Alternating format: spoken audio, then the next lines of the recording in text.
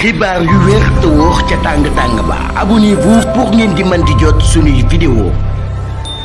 mbégteeg bànneex la ñu am yéen ñi nga xam ne yéen a ñuy topp ci chaîne bii di Buzz 221 HD ni ñu koy defee saa su ne rek di leen indil ay xibaar la ca gën a fës nag dañu daal di wax ci ki nga xam ne moom moo di Doudou Ka moom nag mouvement am dafay daal di jàppale li nga xam ne nag moom moo di parti bii di Pastef bi nga xam ne nag fas yéene naa demal boppam ci élection législative yi nga xam ne nag moom la ñu daal di dëtmal mu mel ne nag décision boobee nga xam ne nag kii di Doudou Ka nekkoon ancien ministre ci nguuru ki nga xam ne nag moom moo di Macky Sall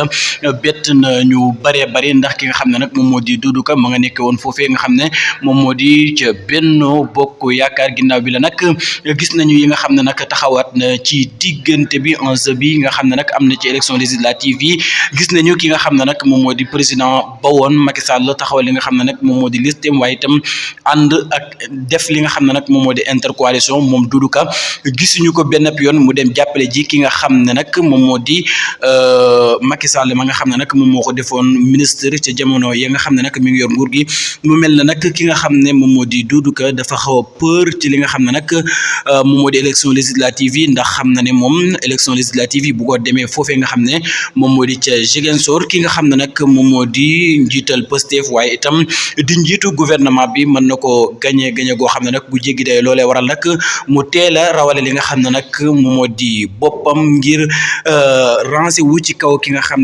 xam ne moom moo di Ousmane Sonko pour jàppale ko ci élection législative yi nga xam ne nag moom la ñu daal di dëtmal kon nag décision boobee nga xam ne nag kii